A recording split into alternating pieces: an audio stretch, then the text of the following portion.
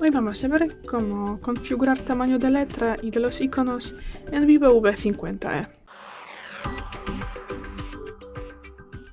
Para esto pasamos a los ajustes, luego bajamos y pasamos a la pestaña Pantalla y brillo. Bajamos un poquito y aquí abrimos tamaño de fuente y de pantalla. Bueno, y aquí empezamos. Y luego para confirmar salimos. Y bueno, y si queremos regresar a los ajustes predeterminados, podemos hacerlo desde aquí, pulsando aquí esta posición restaurar valores predeterminados, y esto se refiere solamente al tamaño de fuente y de visualización. Pulsamos aquí, confirmamos y ya es todo.